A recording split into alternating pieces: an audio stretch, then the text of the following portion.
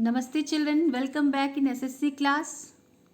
How are you? I hope all of you are well and fine. So children, we have already started the Mughal Imperialism, in which we have learned about the different rulers of Mughal Empire. Those were Babur, Humayun, Akbar, Jahangir, Shah Jahan and Aurangzeb. So children, we have learned different policies of these rulers also. And today we are going to learn about the governance under the Mughal Empire. So first of all, we will emphasize on the administration. So administration, Mughals believe in the supreme authority of the king. Means the king is whole and soul of the kingdom. So the whole empire was divided into subas, which were governed by the subedars. The diwan was the collector of land revenue, and the kotwal looked after the law and order in the city. A strong army and efficient ministers assisted the emperor. Like other empires, here also the whole and soul of the empire was the king himself.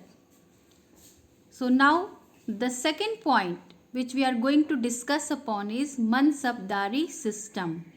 So children, in North India we have learned about the feudal system. It is just nearby. This is another system called Mansabdari system, and Akbar introduced the Mansabdari system that was based on rank or position in the official hierarchy. The Mansabdars were responsible for both civil and military administration. Now let's define Mansabdar. The word Mansabdar means each officer was given a rank or position called Mansab for a specific provinces, where these Mansabdars were responsible for both civil as well as military administration. Now the question here which that who introduced this Mansabdari system? It was Akbar who introduced the Mansabdari system that was based on rank or position in the official hierarchy. Next point, that is society and economy of Mughal period. So in society there was two classes. Means the society was divided into two levels, the upper class and the lower class. The nobility and the higher officials forms the upper class and the live the life of luxury. But opposite to it, the lower classes were involved in agricultural and other lowly jobs in the cities. Their condition was miserable. So, this Mughal imperialism, there are two classes in which the upper class enjoy the life of luxury, but the lower class the condition of lower class was not good, as they are involved in agricultural and other lowly jobs in the cities, and their condition was miserable. Now comes the state land, which was the main source of state income. So the state land was known as Khalisa. This word is very new here, Khalisa, and it was the state land which was known as Khalsa or Khalisa, Khalisa. The main source of state income was the land revenue, which was fixed at 1/3 of the total produce. Trade was well developed and the Indian goods were exported to Asia, Africa and Europe. Many foreign companies like Portuguese, Dutch and English were involved in trading with India. So the last line is very important, as it was British East India Company which comes after the Mughal imperialism in India. It steps on at the end of the Mughal imperialism and the entry of the East India Company in Indian history. Now let's know about the religion. So the Mughal emperors followed Islam. It was well known that it was totally a Islam religion followers who were the Mughal emperors. It was Akbar who was very tolerant toward other religions and who started Sulh-e Kul towards other religion to build a strong empire in India.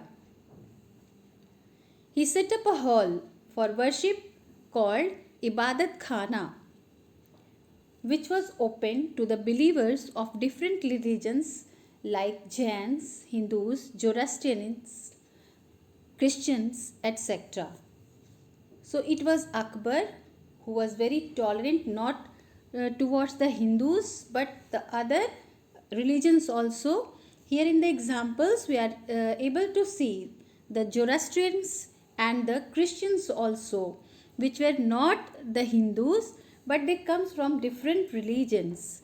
So he set up a hall for worship or prayer that was called Ibadat Khana, and where it was open to for the believers of all religions of different kind of religions like Jainis, Hinduism, Hindus, Zoroastrians, Christians, etc.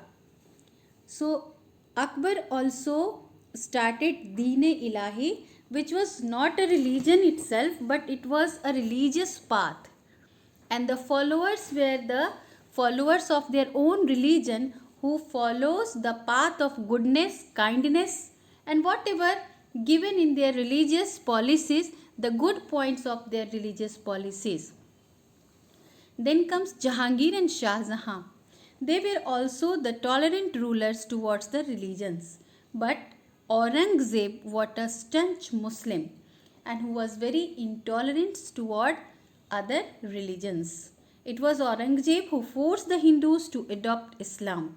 He also imposed jizya on Hindus and he also postponed the celebration of Navroz, means the New Year celebration, which was celebrated by the all sects or all religions at that time.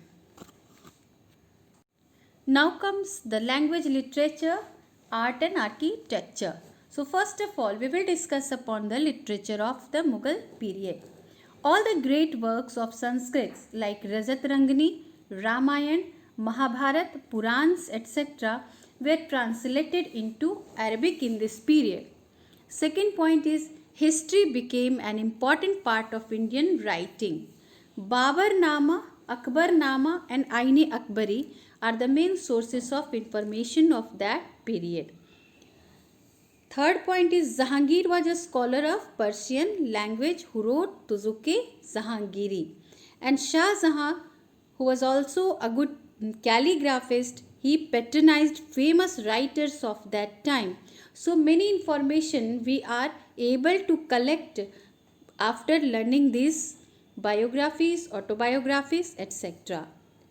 Now comes art and architecture, but before that we must know that Mughal rule was the golden period of music also. Tansen was the famous musician of Akbar's court. Poetry was also very popular as it was based on variety of themes ranging from royal court to worship. In the column of art and architecture, let's see a number of works done by Mughals. The Mughal built fine specimen of architecture. Akbar built the famous Humayun tomb in Delhi, Fatehpur Sikri and Buland Darwaza near Agra. Jahangir made a beautiful garden like Shalimar Bagh. He also patronized painting. He himself was a well-known painter. It was Shah Jahan who is known as an engineer emperor and who built Red Fort, Jama Masjid and the world famous Taj Mahal. So we are able to see these different beautiful architectural works due to these Mughals, due to these Mughal emperors and their works. Now comes the last point, that is the decline of Mughal Empire. So what were the reasons behind? Let's discuss one by one. The religious intolerance of Aurangzeb turned the Rajputs against him, who had always supported the Mughal Empire. Same was the condition of Sikhs and Marathas. So, in the case of Akbar, when he married to Jodhabai and some other Mughal emperors also, who were having married relationship with Rajputs, they were tolerant about towards the Rajputs, but they were also very brave. Means the Rajputs were also very brave, and they are not ready to accept the supremacy of these Mughals. Likewise, the Sikhs and Marathas were also very much opposite to these Mughals. The first point is the Mughals did not have any rule of succession. As we discussed before, that after the death of the king, it was a question mark, and it was very much confusing for the nobles as well as princes ki who will occupy the throne, and hence the death of each ruler resulted in bloody wars and conspiracies of the nobles. Second point is weak and inefficient successors of Aurangzeb provided an open invitation for internal rebels and foreign invasions also. So the successor of the Aurangzeb were not so able, so competitive as Shah Jahan or Jahangir or Akbar or Aurangzeb himself. So that they just provided an open invitations for the internal rebels and foreign invasions also. Third point, corrupt officials and heavy burden of land revenue resulted in revolts by the peasants also, leading to low tax collection.